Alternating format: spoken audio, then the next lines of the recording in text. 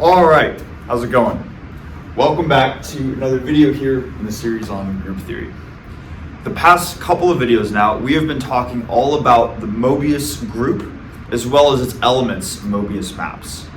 But really in the past couple of videos, even though they've been on the same topic, they've all been kind of just introducing what Möbius maps are, what the Möbius group is, and a lot of just saying this is what these objects are, without really diving into any detail as to what the group is and what its elements are and how they transform. So that's what we're going to start to do now in this video.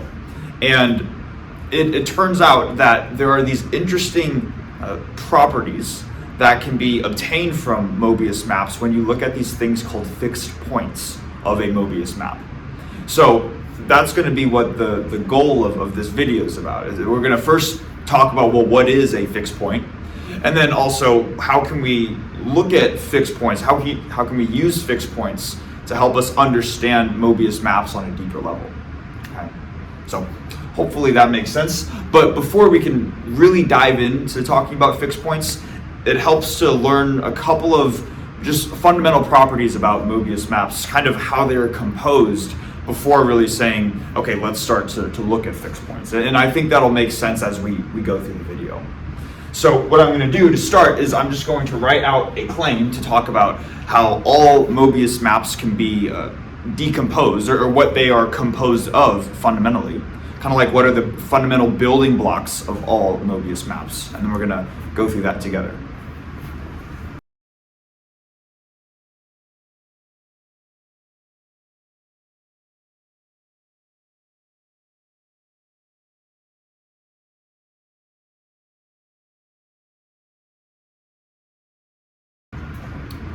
Okay, so this is the first proposition that we're going to have. Let's go through it together. It says here that every Möbius map is a composite of maps of the following forms. Meaning that if you were to take a Möbius map, f of z, and you were to break it down into a quote-unquote product of individual Möbius maps, like f1 of f2 of all the way through fk, each of these individual functions, these quote-unquote building blocks, would have one of these three forms right here. And again, I want to emphasize here that I'm drawing circles to show that the binary operation for Möbius maps is function composition and not function just standard multiplication of functions. Okay. But anyways, the three types of building blocks here are: one, dilations or rotations. I think rotations is kind of a conceptually simple idea, but dilations, if we're unfamiliar with that, that just deals with either enlarging a quantity or shrinking a quantity. And the way that we represent that mathematically is by functions of this form, where the function will take your input z and multiply it by some non-zero complex scalar a. So that's the first kind. Then the second kind is looking at translations, where if you essentially want to shift whatever your input value is by a certain amount, you would do that by adding whatever the amount you want to shift by. And that we're representing that with some complex scalar b. And then finally, inversions, which are just taking whatever input you have and taking 1 divided by that input. So what Dexter does in his notes is he goes about a couple different ways of proving this. But I personally think that the most straightforward way is the final way that he uses to prove this. So that's the one that we're going to go through. So what we do is we start with just some input variable z, and we want to show that through a series of these transformations right here, we can eventually get up to the overall general type of Möbius map, f of z equals az plus b divided by cz plus d. So start there, we want to get here, that's going to be the overall goal. So the first thing that we can do is we can take our input and we can apply a translation to it by taking this input and adding a very convenient scalar by adding plus d divided by c. And what we're really doing is we're adding just some complex scalar, but we're representing that scalar as one complex scalar divided by another. Okay. So that would be the first step. So that, I guess maybe what I should do too is in each step I'll show which of the 3 building blocks we're applying. So here we're applying the translation building block. Then to go to the next part, we're going to apply an inversion. So this will be the 3rd building block. And what I want to make sure too that we understand is that going from here to here says like this is our starting input, but then after we apply a translation, this now becomes our new starting input. So when we apply an inversion, what we are applying an inversion to is not just z, but the overall quantity z plus d divided by c. So if we were to invert this, this would give us 1 over this entire input right here, z plus d over c. And again, the reason why we're doing that is because the binary operation is function composition.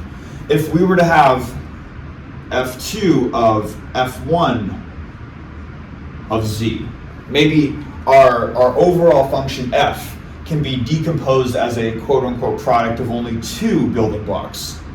But what we are inherently doing when we take this quote-unquote product of building blocks, f2 of f1, is we start with z, then we take f1 of z, which is kind of like this.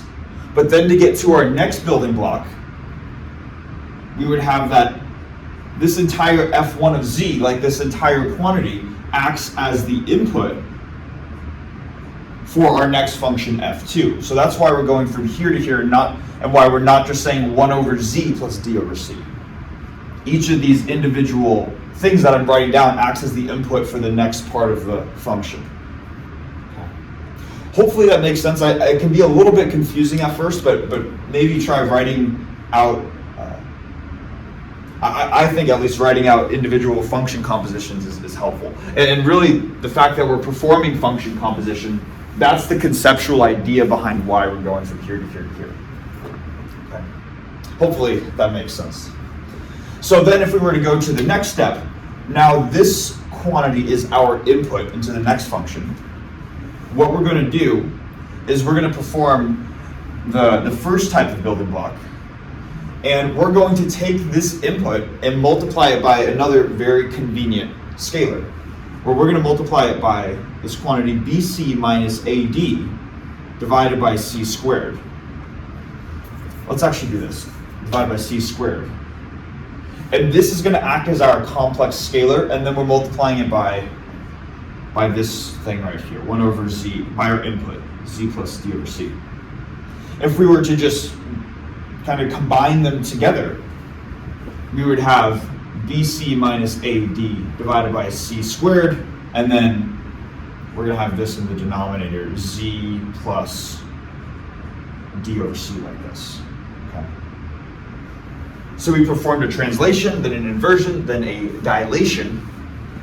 And now for the final step, maybe I'll write this. This is our new input now. I'm going to write that over here. So let me do that real quick. We're going to have BC minus AD divided by C squared times Z plus D over C. Z plus D over C. And now we're just going to perform one more translation by adding, we're going to have our complex scalar be this quantity A over C plus our input, which is now this entire quantity. So A over C plus BC minus AD over C squared Z plus D over C. Okay. I'm just going to erase this too because that we've already written that over here. So we've got it in this weird sort of looking form, right? Oh, let me denote this as translation. So we have this in this weird sort of looking form. Now it's just a matter of simplifying it algebraically to show that this is actually, in fact, this quantity right here. So what we can do is we can first distribute one factor of C into this term. So if I do that, I'm going to have my first starting fraction. I still have A over C out in the front. Then I'm going to have BC minus AD. My numerator stays the same. And now I'm just going to distribute one of the factors in. So I have c times cz plus d. You can probably see why we did that, right? As to get this denominator closer to looking like this. Say, okay, so we've done that so far. Now what we can do is we can combine these fractions to get a common denominator of c times the quantity cz plus d. So to do that, we take this term in parentheses, multiply that on the top and the bottom of this fraction, and we get a times cz plus d over c times cz plus d. Oh, I guess I should probably just combine them all into a single fraction. That was the point of having the common denominator, right? So this is my first term in the numerator, and then I still have my second term in the numerator. So plus bc minus ad. And then I'm going to divide it by my common denominator, right? So c times cz plus d. And then we just simplify this, right? We're going to have acz plus ad plus bc minus ad. I have a factor of plus ad here and a factor of minus ad there, so those cancel. And what I'm left with, if I write this out, is I'm going to have acz plus bc divided by c times cz plus d. And then I have, as the last step, I have a factor of c here, a factor of c here, and a factor of c here. So those all cancel. And we see what we're left with is az plus b divided by cz plus d. So what we've just shown is that we can start with some general input z. And through a series of really 4 of these transformations, we can eventually get to the general form az plus b divided by cz plus d. Okay. So this just tells us that Möbius maps are in fact fundamentally composed of these 3 types of building blocks right here. Now, assuming all of that makes sense, I want to actually get into the subject of fixed points, right? After all, that is the title of the video. So what I'm going to do now is I'm just going to erase the board, and then we're going to first define what a fixed point is and kind of unpack that together.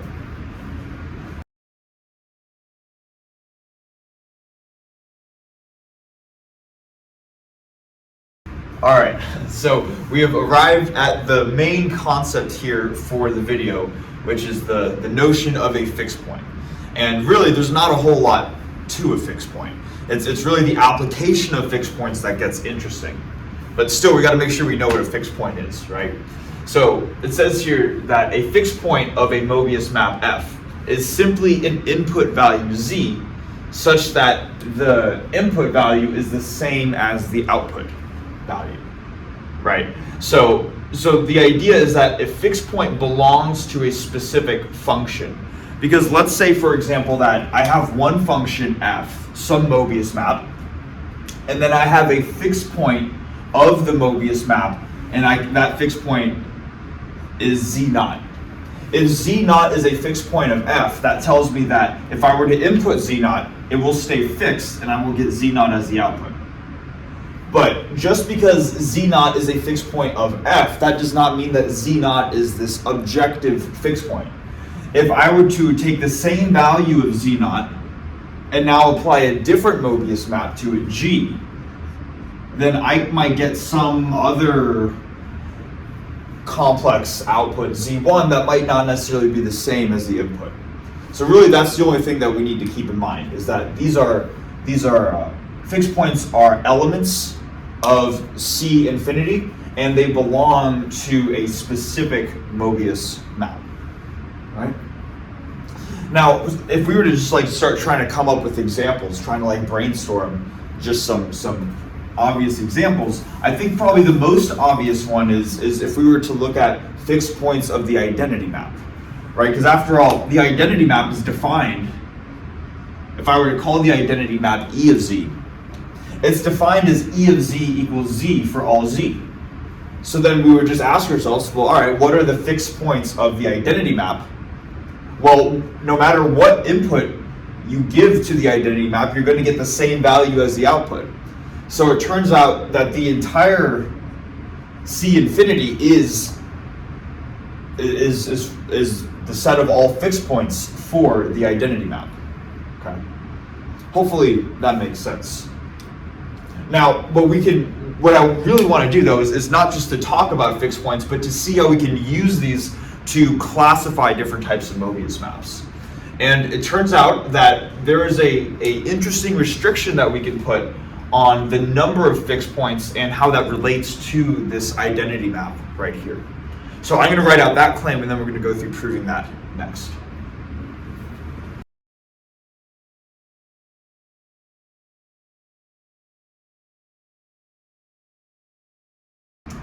All right, so it says here something interesting about the identity map. It says that any Möbius map with at least 3 fixed points, specifically 3, must be the identity map. Okay. So first, let's just go through proving this, and then we'll talk about what this actually means. So what I'm going to do is we're just going to start with some general Möbius map f of z. So we have some Möbius map f of z, and in the most general case, it can be written of the form az plus b divided by cz plus d. And if we were to examine a fixed point for this Möbius map, we know that it would be a certain z value that satisfies f of z equals z. So just another way of writing that is that if f of z is represented by this fraction, then we would just set this fraction equal to z. And this equation would be true in the case where z is a fixed point. So what we can do now is we can kind of just manipulate this equation and look at its overall structure. So, and I mean this equation right here. First thing we can do is we can multiply the denominator to the other side. So on the left-hand side, I'll still have my numerator, az plus b. And on the right-hand side, I'm going to have cz squared plus dz, like this. Then if I were to subtract the left-hand side over here, so the left-hand side is 0, I would get that 0 equals cz squared plus the quantity d minus a times z minus b, like this. And when we write it this way, what we see is that we have some quadratic equations being set to 0 in terms of the variable z. So we know that a quadratic equation is going to have 2 roots to it. So that tells us that in this general type of Möbius map right here, we will have at most 2 distinct fixed points. So we're going to have a value of z1 and z2 that are going to be fixed for the function f. But that doesn't really relate us to the identity map, right? And to see how there's this notion of 3 fixed points, if we have 3 fixed points, then we are guaranteed to have the identity map. Then what we can do is we can say, all right, well, how could I somehow get more values of, how do I say this? How can I get this so I don't just have 2 values of z? And you might be saying, well, I mean, you have a quadratic equation. Of course you're going to have 2 roots to this quadratic equation. And the way around this is you kind of just make this a trivial equation. So you ask yourself, what do I need to do in order for this equation to have 0 equals 0? And really the answer is, well, you need all these terms to go to 0, right? That's one possibility. And you could do that by setting a, b, c, and d to 0. But then if you were to plug in if you were to plug in 0 in for a, b, c, and d, that doesn't really get you anywhere, right? So what you end up doing is you say, I can set this term to be 0 by setting c to be 0. I can set this term to be 0 either by having a and b equal 0, but really all I need is for a and d to equal each other. So you have something minus itself. So this condition would imply that a equals d. And then for this to be 0, you just set b to 0, right? And then if you do that, then you have 0 equals 0, which is an equation that is trivially true no matter what value of z you plug in. In other words, there are an infinite number of input values such that you would get 0 equals 0. Say, okay, well then what do the Möbius maps look like which have these properties for their coefficients? You say, well, let's just see, right? So now f of z, under these conditions, I'll still write az in the top, plus b, but b is 0, so I'm going to have plus 0, divided by c times z, but c is 0, so now 0 times z. And then plus d, but we're going to set d equal to a. So if we were to simplify this, this ends up giving us az over a. A's cancel out, or just z. And what we see is that we're going to have essentially the identity map in any other case. This is the only way to make what am I trying to say? This is the only way to have more than 2 fixed points, and that's why we specify the number 3. Okay? So hopefully that makes sense. Now, just to see kind of the usefulness of this too, you can kind of imagine almost inverting the statement where, let's say you have some Möbius map and you're able to start looking at its fixed points, and all of a sudden you find 3 of them. But maybe the Möbius map has some weird structure where it's not obvious to see what it is. Well, if you can identify 3 fixed points, then you say, okay, I immediately know that I'm working with the identity map. And you can kind of use 3 fixed points and the identity map as synonymous. They kind of mean the same thing. Okay? So hopefully that makes sense. Now, the next natural question, I think, at least the next natural question for me, if I were going through this, would be to say, all right, well, the identity map has at least 3 fixed points. I mean, it has infinitely many. But what about non-identity maps? We kind of hinted to how many fixed points there might be just by having this quadratic equation right here, but how can we really quantify that?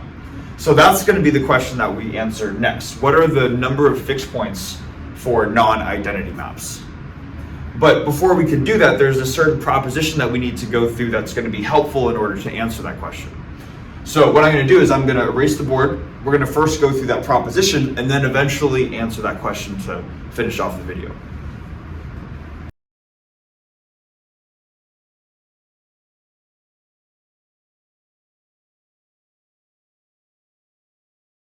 Okay, so we have this sort of a slight tangent, or what might seem like a slight tangent at first, but we will eventually get back to looking at the number of fixed points for non-identity Möbius maps. But let's first go through this one right here. It says here that any Möbius map is going to be conjugate to one of 2 possible functions. The first is a general dilation/rotation map, f of z equals az, for some non-zero complex scalar a. And the second one is a very specific type of translation Möbius map, the translation map f of z equals z plus 1. Right? Now, to show this too, just as a heads up, I'm going to be pulling from the linear algebra video series a little bit. So I'm going to be throwing around a little bit of linear algebra terminology. So if we're unfamiliar with linear algebra, that's okay. And specifically, I guess Jordan normal form, at least that's going to show up a little bit in the end of this. So if we're not familiar with that, that's okay, but you'll just have to take my word for it then. All right. So as a starting point, we're going to refer back to a function that we introduced in the last video, which was this theta function going from GL2C into the Möbius group, which said that if we have theta that takes in a general 2x2 complex matrix that is invertible, ABCD, that it will spit out the corresponding Möbius map AZ plus B divided by CZ plus D. Right? Hopefully this sounds familiar. So what we can do then is we can look at matrices in GL2C and look at what are the possible matrices that they are conjugate to. It turns out that 2x2 complex matrices have, they'll fall under one of 3 possible conjugacy classes, and that's going to be kind of the linear algebra part that we're pulling from the linear algebra video series. I'll link that video in the description too, so we can see that. But it turns out that 2x2 matrices are going to fall under one of 3 possible categories. The first is they will be similar to a matrix that looks like this. It's this diagonal matrix with unique elements along the main diagonal, which I'm conveniently calling lambda 1 and lambda 2, because 2 by 2 matrices that are similar to these types of matrices are matrices with two distinct eigenvalues. Okay. So then if we were to, okay, well that's one possibility. The second possibility is you're going to have matrices that are similar to just a scaled version of the identity matrix. And matrices similar to this kind right here are matrices with just one distinct eigenvalue, but they don't have these things called eigenvalue defects. So if we're throwing around some linear algebra terminology, even though they have one distinct eigenvalue, the eigenvectors, the corresponding eigenvectors, still form an eigenbasis on the space. A lot of eigen stuff, right? And then the final possibility, the third conjugacy class, is matrices will have this structure right here, where it looks just like the second one, except we have a 1 in the upper right element as opposed to a 0. And this would be what is called the Jordan normal form of a matrix. And this comes about when you have a matrix which does not have enough eigenvectors to form a basis for your vector space. So what ends up happening is you're not able to write your matrix as similar to a diagonal matrix, or you're not able to diagonalize your matrix. But what you can do is you can almost diagonalize your matrix, and that's what this form is right here. You can see the matrix looks almost diagonal except for this element, right? So these are the three conjugacy classes that any 2 by 2 matrix could fall under. And I'm doing nothing but talking about matrices right now, but thankfully the theta function here is here to save us and to bring us from matrices into the Möbius maps, which is what we actually care about for this video. Right. So let's see that if these are the three possibilities for what a 2 by 2 matrix could be conjugate to, let's look at what the corresponding Möbius maps are.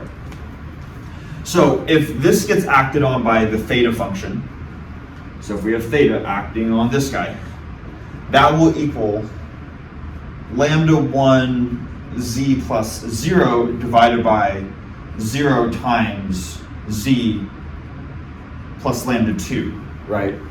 Or that could be simplified to lambda 1 over lambda 2 times z, like this.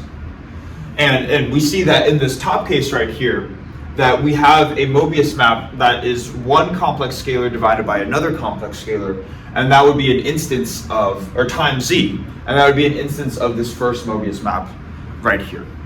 So that, for the first type of 2 by 2 matrix, we see that it would fall under this category.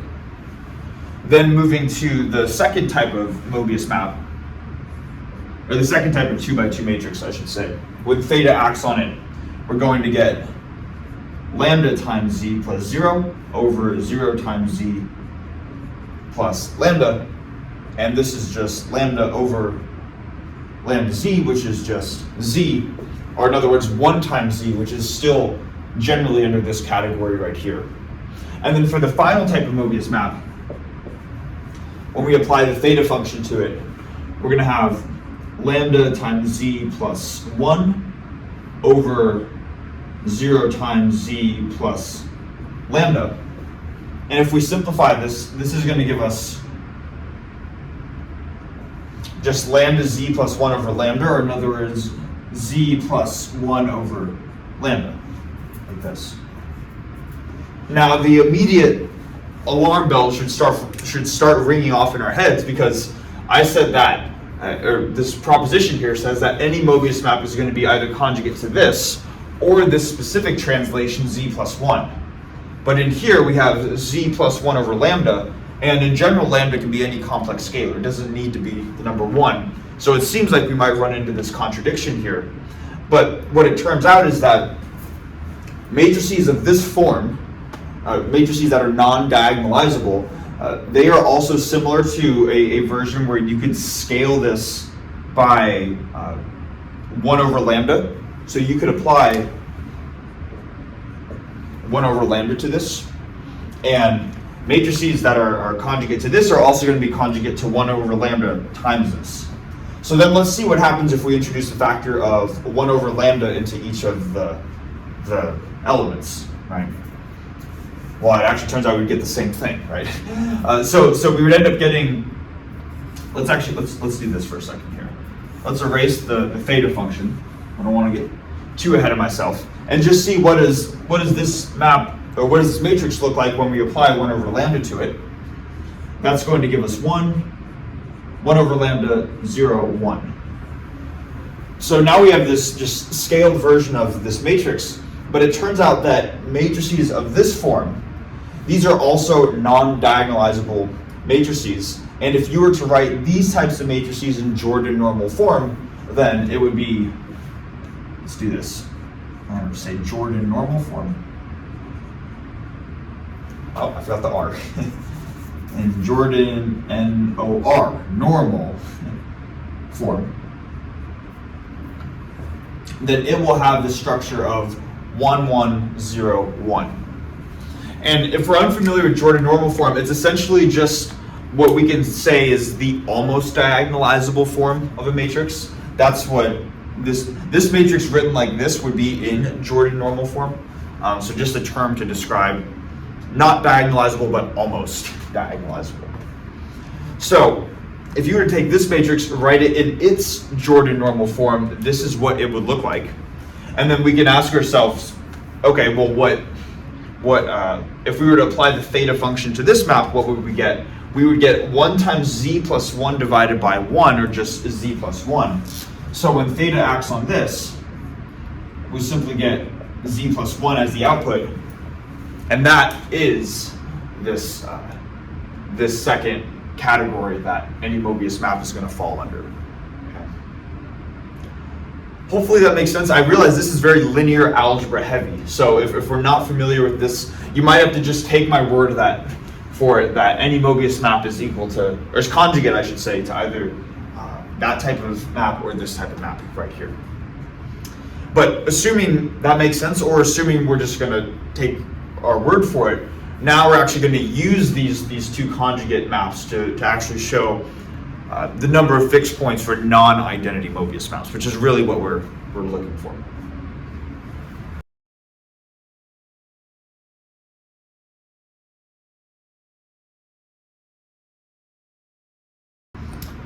Okay, so now to get to the part of the video that I think is really interesting, where this statement too, the proposition, I don't think does what we're about to do justice, because we're gonna not only show that every non-identity Möbius map has exactly 1 or 2 fixed points, but we're gonna quantify it to show how can you actually calculate what those fixed points are. And I think that's really the interesting part of this. But still, we should at least prove this in the beginning. So we might have already been able to tell that there's going to be 1 or 2 based off of the structure of the quadratic function when we were looking at the fixed points for the identity map. But still, let's go through this.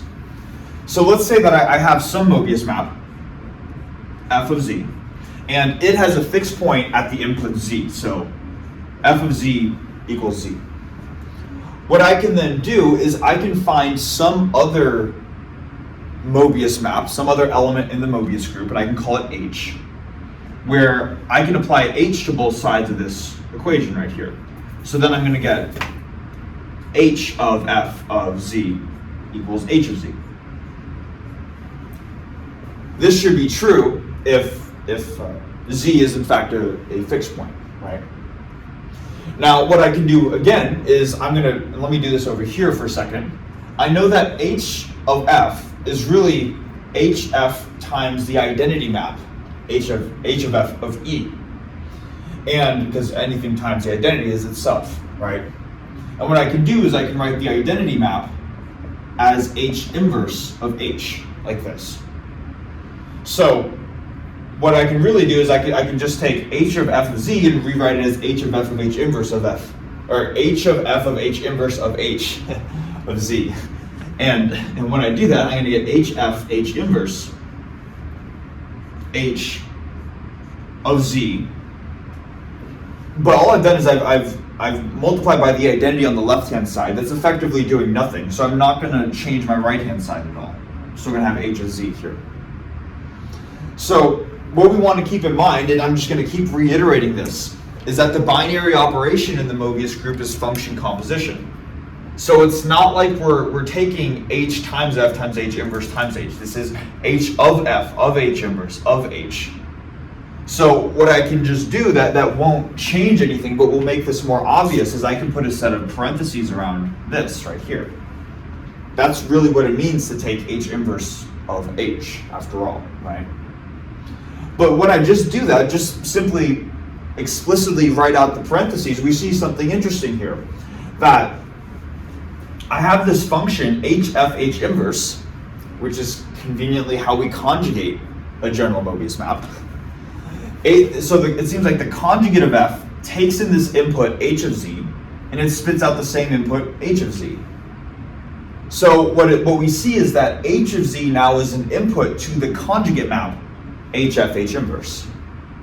Let's write this out, and I'll do this over here because this is kind of important. If we have a Möbius map f with a fixed point z, then if we were to conjugate f, or in other words, just perform h inverse, then we know that when we conjugate it, it won't have the same fixed point of z, but it will have a different fixed point of h of z. So now h inverse of h of z equals h of z. So if we were to look at if we were to compare the fixed points, look at the fixed points for f, like this, and then look at the fixed points for its conjugate, we would see that they would be related by this function. We can go from z into h of z.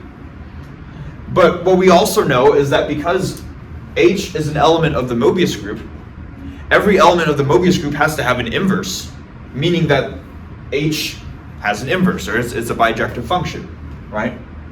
And that's important because if h is bijective, that tells us that every element z, every fixed point z here, has a corresponding fixed point h of z. But also every fixed point in the conjugate map h of z has a corresponding fixed point z. So the big conceptual, or the first big conceptual idea is that let me think about how I want to say this in writing here. I know how I want to say it in words, not in writing. The number of fixed points, so the number of fixed points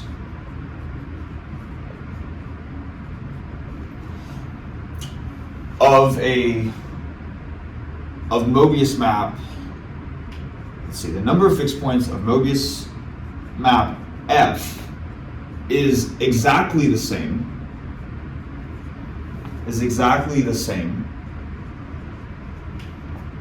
as number of fixed points. It's a lot of writing. I could never be an English teacher. There's so much. There's only so much writing I can do, and I get tired of it. The number of fixed points of a Möbius map f is exactly the same as the number of fixed points of its conjugate. h inverse. Wow, that's a lot of writing. Okay, but this idea is what we want to make sure that we understand in the beginning, that the number is the exact same. Right. Now, if we understand that, now we're going to start to use the information from the previous whiteboard, because we also said that any Möbius map f of z is going to be conjugate to either a times z or z plus 1. So maybe let's write those out down here. We know any Möbius map is going to be conjugate to f of z equals az, where a is some non-zero scalar, or f of z equals z plus 1. So what we can do then, and this is where I think things start to get interesting, is we can say, well, let's find out how many fixed points this type of map has, and let's find out how many fixed points this type of map has. And then what we can do is we can use this to say, all right, well, if a map is conjugate to this, it will have this many fixed points. And if a map is conjugate to this, it will have this many fixed points. Okay? So let's start with this. Let's look at this map in the beginning. What we can do is we just want to plug in different numbers in the extended complex plane in C infinity and just see which ones are going to be fixed. And I'm just going to tell you the results, but maybe try thinking about this yourself. The first fixed point that we're going to look at is if we were to plug in 0, right? We would have f of 0 is a times 0, and anything times 0 is just 0. So when we plug in 0, we see that as a fixed point. The other fixed point is the infinity element. And again, that's what's nice about the extended complex plane, is that infinity is actually an element in our domain now. So when I have the infinity element, I have, I guess, a times infinity, or a times the infinity element, which is just the infinity element. So we see here that 0 and infinity are the two fixed points for this type of map. So maybe what I'll do is I'll say that there are two fixed points. And then what that means then is that any map conjugate to this will also have two fixed points. Okay. What about this map right here? F of z equals z plus 1. And this one might initially seem like there aren't any fixed points, just because it says that whatever number you plug into here, whatever complex number, the output is going to be one more than that number. So it seems like there's no way of doing that, except if we remember the infinity element is this special case. That's what makes this really nice, is that if we were to plug in for this map, f of infinity, that's going to give us infinity plus 1, which is just the infinity element. So in the case of the translation Möbius map, we have one fixed point. And then by the same logic, any map that's conjugate to this map will also have one fixed point. Okay. So this is cool, right? Because now for any Möbius map, we can quantify how many fixed points they have. But I think what's even cooler is we can actually go a step further and not just say how many fixed points do we have, but what are those fixed points? And I want you to try to hang with me for a second, because that might seem a little confusing at first, but or at least when I was first going through this stuff, it can seem a little confusing, but once you think about it, I think it will hopefully make sense. So to understand how we can actually calculate these fixed points, we need to imagine that we're starting with some Möbius map, and maybe I'll do this. I'll say we have some Möbius map G of Z, and it's this arbitrary looking Möbius map, and we don't know what its fixed points are. We don't know what values we could plug in to where we could get Z as the same output, right? So what we can end up doing as a strategy for finding its fixed points is we first conjugate G. We first conjugate our arbitrary Möbius map. And we conjugate it so that it's of either this form or this form. You see which of the two categories it falls under. So maybe let's say we found, you perform HGH inverse, and let's say you found a map H that allows you to write your starting Möbius map into one of these two forms. So you found a specific value of H that does this. So let's just suppose, for example, to be more specific, you found a value of H, and it turns out that G of Z is conjugate to A times Z. Okay. So this quantity HGH inverse, I'm writing as the conjugate of G, but really this is the map A times Z over here. So what we know for this type of map, HGH inverse, let me come over here, is that HGH inverse has fixed points H of Z, right? That's what we showed. When we conjugate, the fixed point is H of Z for the original map where the fixed point is just Z.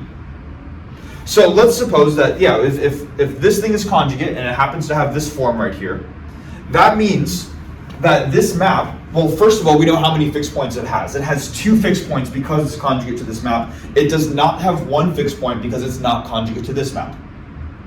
But more importantly, we know that if it has this structure right here, we know that the fixed points for f of z equals a of z. We know that they're 0 and infinity. That's what we found right here.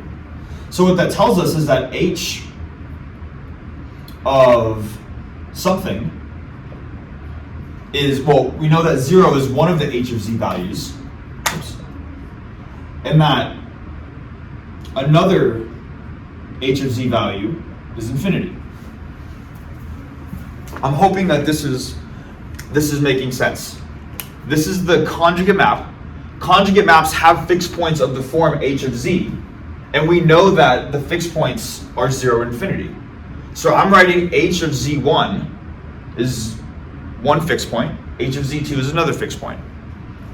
Now, z1 and z2, though, we have to ask ourselves, well, what are those values? Well, those should be the values that are the fixed points for the original map g of z. Right? Because if we look up here, we said if z was the fixed point for f of z, then h of z is the fixed point for the conjugate. All right, so if h of z1 is this value, h of z2 is this value, then z1 and z2 should be the fixed points for g of z. I know I'm saying a lot of words, but if it didn't make sense up until this point, this is the part where we really want to pay attention, because this is how you actually calculate the fixed points, essentially, for an arbitrary map. What you're going to do is if you were to call the fixed points for g of z, z1 and z2, the way that you would calculate those is just by isolating for z1 and z2 in this equation. We know that h is invertible, so your first fixed point is just h inverse of 0, and your second fixed point is h inverse of infinity. So that's the general process that we can go for about actually finding a fixed point.